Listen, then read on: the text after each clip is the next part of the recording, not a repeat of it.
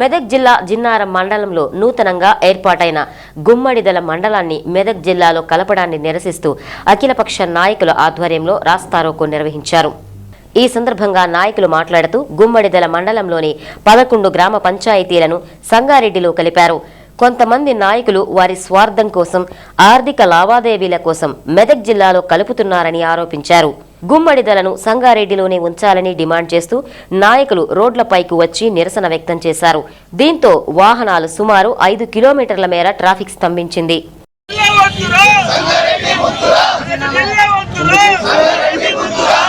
గుమ్మడిదల మండలి కావాలని డిమాండ్ ముందు వరుసలో ఉండడం జరిగింది.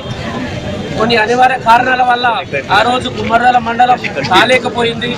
నేడు తెలంగాణ సుదీర్ఘ ఉద్యమం తర్వాత 14 సంవత్సరాలు 15 సంవత్సరాల తెలంగాణ ఉద్యమం తర్వాత ఈరోజు తెలంగాణ రాష్ట్రం ఏర్పడడం జరిగింది.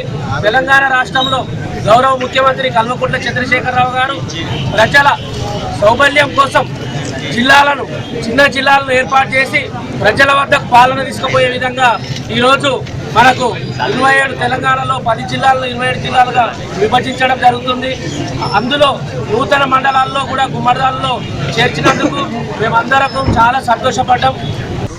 మరి ఈ మధ్యనే నర్సాపూర్ ఎమ్మెల్యే మదన్ రెడ్డి గారు నర్సాపూర్తో పాటు గుమ్మడిదలను కూడా మెదక్ జిల్లాలో కలపాలని ప్రయత్నాలు చేస్తున్నాడు.